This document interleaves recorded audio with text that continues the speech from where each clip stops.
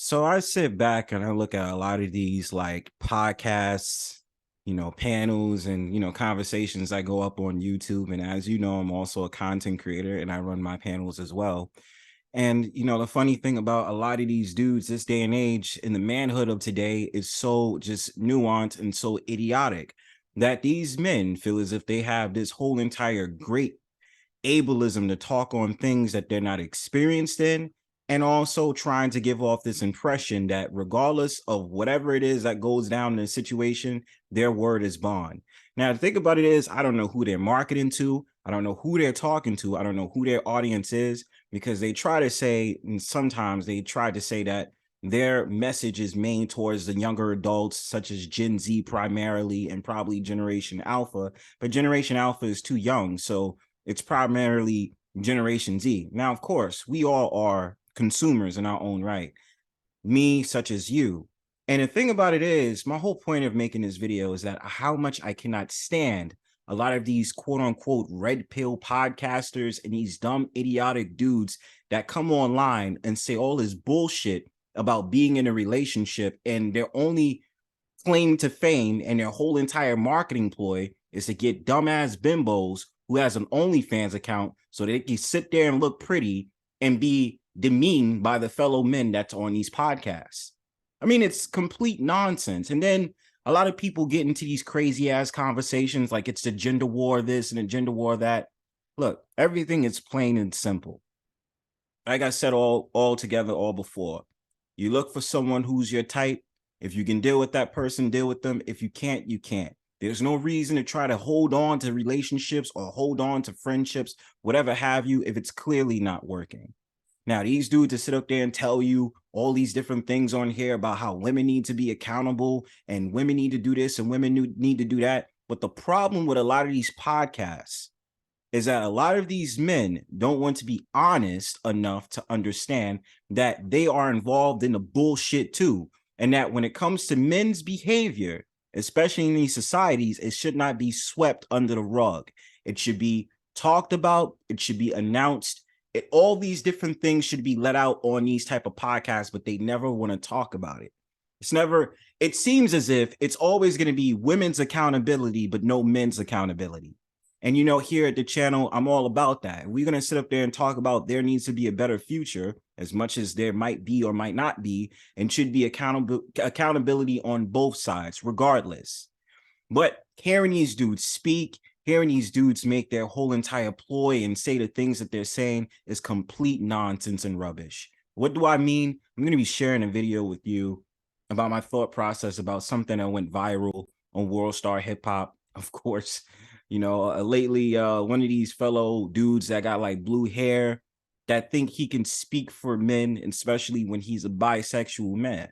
It's kind of weird that, the whole entire rhetoric about how he speaks about things, it's very nuanced. Because now what are we defining as manhood, especially as heterosexual men? It's weird. Let's check it out.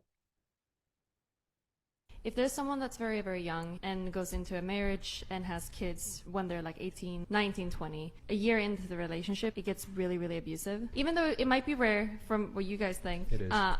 It's not rare. And that's the funny thing about it. I heard this guy speak and say it's rare. It's not rare that there is abuse in a relationship. You can talk to friends and neighbors and they can tell you there's a lot of couples that are in abusive relationships. Of course, now they'll try to say that the man is being abusive and this, that, and third. And I won't deny there are men who are abusive in relationships. So are women. If it would happen, what would you recommend for those people? Would they divorce, or do you want them to keep going in the relationship? Keep going. You can't divorce, and that's not a real thing. Even though it might be like physically abusive? You got to endure. People are too. You want to stick in the People relationship? are just. See, I mean, look, people I'm gonna be nowadays honest. are just. And this prick right here, obviously, I don't know this guy. I don't know who this guy is. But when I was listening to this video and I started hearing what these guys were saying, I was like, you guys are lying. Because I'm pretty sure you guys would have an upper hand to know that you're abusing a woman and that you know that you're doing this to her and that she's not supposed to do anything. That's why I think a lot of these dudes that start up these stupid ass little red pill podcasts, all they're doing is speaking in codes, because I'm pretty sure in their real life, they're not acting like that. They're not really living to those type of expectations. You understand what I'm saying? They're just happy-go-lucky dudes that get to be able to flex their lifestyle or whatever it may be in front of women who are young, impressionable, in their 20s, and they don't have nothing else to talk about but how famous they are on Instagram, on TikTok, and of course, could you subscribe to my OnlyFans subscription? I mean, it's crazy, man. Like, this dude sitting up there saying you don't divorce. Absolutely divorce. I'm an advocate for divorce if the relationship doesn't work out. I mean, obviously, my whole entire thing first is separate. If you guys can separate, especially if you have a kid. But if it's one of those sort of things, you guys are just in a courtship, it's no reason to even have a conversation. Break up and just meet somebody new. Don't try to force things that doesn't need to be forced. It's weirdos, man. For anyone that might be in that situation, what would you recommend? Okay, I'll tell you what. I'll tell you what. It is such an extreme example that I can't give a prescription for what other people should do. What about if two people get married, they have a kid, and then the wife starts cheating? Do you think they should divorce? Absolutely. Jesus himself said in cases of adultery, divorce is So you think that permissible. divorce is worse than physical abuse? For the Or children? cheating, sorry. You think that cheating is worse than physical abuse? For the Sorry. children, yes. I think I'm not going to say this is worse. Divorce is worse for the children.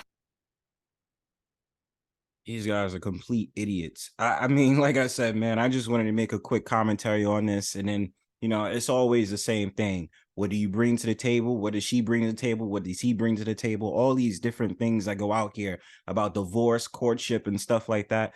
I mean, listen, man, get it how you can get it, man. Especially, I speak a lot of the times to the men on this channel because I want them to understand exactly what you're up against and what you're dealing with in this society.